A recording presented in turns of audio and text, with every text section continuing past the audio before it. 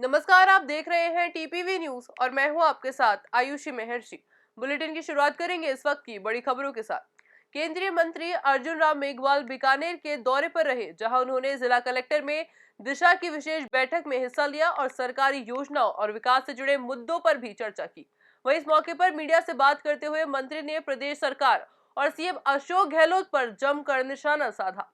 साथ ही उन्होंने कांग्रेस पर निशाना साधते हुए कहा, कांग्रेस तुष्टीकरण की नीति अपना रही है, करौली में दोषियों पर कार्यवाही नहीं हो रही। बीकानेर में all Rajasthan PHED contract union की ओर से 4 सूत्री मांगों को लेकर गंगानगर रोड स्थित अतिरिक्त मुख्य अभियान जन स्वास्थ्य कार्यालय के सामने धरना दिया गया। यूनियन के संभागीय अध्यक्ष मुखाराम कुकड़ा का कहना है कि पेट्रोल डीजल की दरें लगातार बढ़ रही है, जिसकी वजह से मटेरियल की दरों में भी उछाल आ गया। ऐसे में सभी विभागीय अनुबंधी की निर्धारित दरों में काम करना ठेकेदारों के लिए संभव नहीं है, इसलिए सभी विभागीय अनुबंधों की दरों को बढ़ाया जाए। यूक्रेन और रूस का जो युद्ध हुआ है, इसके बाद से एकदम से जो ये महंगाई बढ़ी है, अब काम करना ठेकेदारों के बस का रहा नहीं है। 25 तारीख तक का सरकार को अल्टीमेटम था कि हमारी मांगे जो है सहानुभूतिपूर्वक विचार करके इसका फोर्स मेजर क्लोज के तहत हमें इसका वो दिया जाए और एक मुश्त टाइम बढ़ाया जाए 6 महीने के लिए। बीकानेर के दौरे पर आए राजस्थान फाउंडेशन के कमिश्नर धीरज श्रीवास्तव ने कलेक्टर सभागार में यूक्रेन से लौटे बच्चों को और उनके अभिभावकों के साथ बैठक की। श्रीवास्तव ने कहा कि यूक्रेन से लौटे बच्चों की पढ़ाई के लिए राज्य सरकार गंभीर है। मुख्यमंत्री अशोक गहलोत इन बच्चों को लेकर काफी चिंतित है। सरकार की प्राथमिकता है कि बच्चों की पढ़ाई फिर से शुरू हो सके और इसके लिए सरकार सभी विकल्पों पर चर्चा कर रही है। मामले को लेकर कई देशों से बातचीत भी की जा रही है।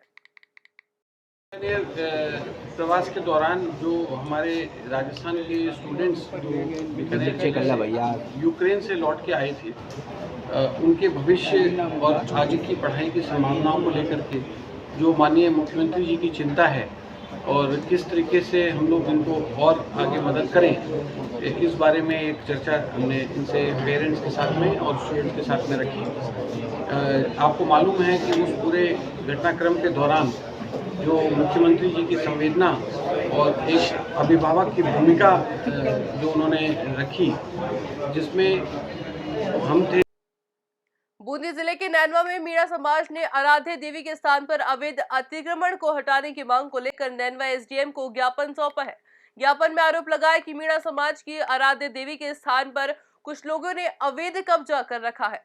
समाज के लोग देवी के दर्शन पूजा अर्चना के लिए वहां जाते हैं, मगर कब्जा करने वाले लोग उनसे लड़ाई झगड़ा करते हैं, जिसकी शिकायत देई थाना में की गई, मगर उन लोगों की सांठगांठ के चलते वहां पर कोई सुनवाई नहीं हुई।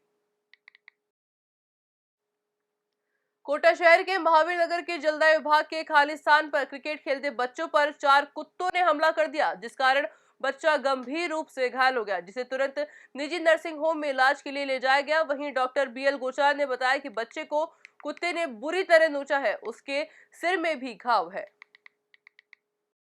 जाएंगे और कहाँ जाएंगे, उनकी सेफ्टी की तो थोड़ी बहुत जिम्मेदारी लेनी चाहिए। ये 6:30 के लगभग निकला था, ज़्यादा टाइम भी नहीं होता, आधे घंटे में आ जाता है आने में। तो ये जलदाय के कार्यालय में खेल रहा था। हाँ। ये कौन सी क्लास में? ये 5th में। कौन सी जगह खेल रहा था? हाँ, कौन सी जगह खेल रहा था बच्चा? वाटर बॉक्स के पास। जलदाय विभाग के कार्यालय? हाँ, वो जलदाय विभाग के कार्यालय में खेल रहा था।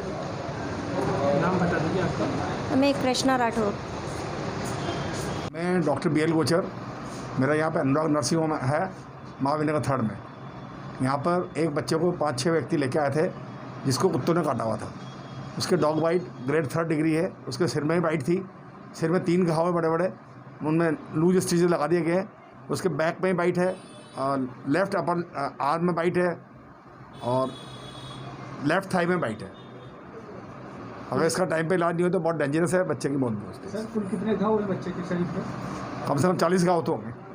40 घाव? हाँ। सर, क्या आगे भी लगे क्या सर? हाँ, सिर में टाँके लगाए हैं, इसके सिर से ब्लीडिंग हो रही थी बहुत ज़्यादा, से टाँके लगाए। वैसे डॉग बाइट में टाँके नहीं लगाते हैं, परंतु टाँके लगाओगे 12-15 टाँके लगे सर। क्या नाम है बच्चे का? रुद्र राठौर। था महावीर नगर 3 PhD कैंपस के अंदर एक बच्चे को एक बच्चे के ऊपर 4 कुत्तों ने हमला किया। हमले में उसका भेजा भी खा गए, हाथ पैरों में भी बुरी तरह से उसको जख्मी कर दिया। सामने चूड़ी की दुकान पे जो महिला बैठी हुई थी, उस महिला ने सामने से उसको देखा। फिर यहाँ महावीर नगर 3 के व्यापार संघ के जो 2-4 लड़के हैं, इन लड़कों ने कूद करके उस बच्चे की जान बचाई। इन कुत्तों का आए दिन आतंक मचा हुआ है और इनको पकड़ के जहाँ इनको पहुँचाना हुआ इनको सरकार पहुँचाए या वार्ड पार्षद पहुँचाए। बच्चे क्या कर रहे थे अंदर? बच्चे अंदर क्रिकेट खेल रहे थे। कितने बच्चे थे? उसमें 7-8 बच्चे थे। परीक्षा करवाने की मांग। बीकानेर तकनीकी विश्वविद्यालय के विद्यार्थी अपनी परीक्षाएं करवाने की मांग को लेकर पिछले 6 दिनों से इस तपती धूप में धरना प्रदर्शन कर रहे हैं। वहीं बीटीयू प्रशासन छुट्टियां मना रहा है। NSUI के पूर्व जिलाध्यक्ष रामनिवास कुकड़ा ने बताया कि विद्यार्थी बीटीयू वीसी घर का घेराव करने वाले हैं, लेकिन जैसे ही उन्हें इस बात की खबर लगी कि वे जयपुर चले गए, ऐसे में विद्यार्थियों ने कलेक्ट्रेट पहुंचकर विरोध प्रदर्शन किया, जहां विद्यार्थियों ने मांग की है कि पिछले सेमेस्टर में विद्यार्थियों को प्रमोट किया जाए और बाकी जो एग्जाम हो उनको तुरंत प्रभाव से करवाया जाए। विद्यालय में 10 सूत्री थी, कोविड की परीक्षाएं नहीं हुई, उनको प्रमोट जाए, क्योंकि जितने भी तकनीकी विश्वविद्यालय उन्होंने वहाँ के विद्यार्थियों को प्रमोट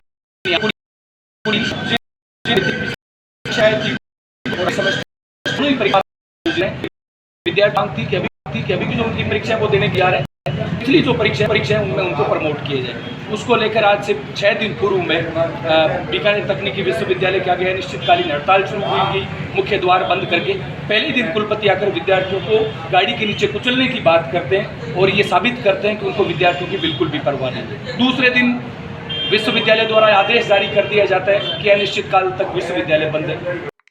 बीकानेर के चिकित्सीय अव्यवस्था के चलते इंदिरा कॉलोनी के प्राथमिक स्वास्थ्य केंद्र को ताला जड़ दिया गया। भाजपा पार्षद भगवान सिंह मेड़ता ने बताया कि राज्य सरकार कह रही है कि प्रदेश की जनता को अब सरकारी अस्पताल में निःशुल्क इलाज मिलेगा, निःशुल्क दवाइयां और जांच भी मिलेगी, लेकिन इस स्वास्थ्य केंद्र में न दवाइयां हैं और ना ही स्टाफ। ऐसे में इस स्वास्थ्य केंद्र इलाज के नाम पर ढकोसला बनकर रह गया। मामले में कलेक्टर और CMHO को अवगत कराया गया, लेकिन कोई ध्यान नहीं दे रहा।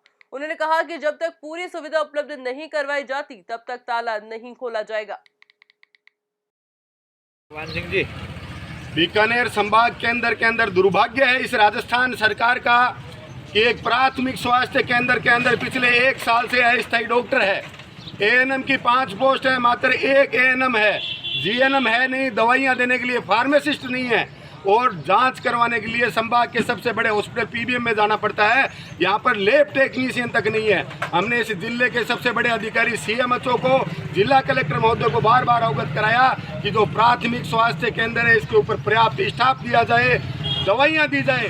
दुर्भाग्य है इस राजस्थान सरकार का कि हनुमानगढ़ में बाखड़ा नहर प्रणाली और इंदिरा गांधी नहर प्रणाली में पूर्ण नहरबंदी चल रही है, जिसके चलते जन स्वास्थ्य अभियांत्रिकी विभाग ने पेयजल का सावधानी से उपयोग में लेने की आमजन से अपील की है।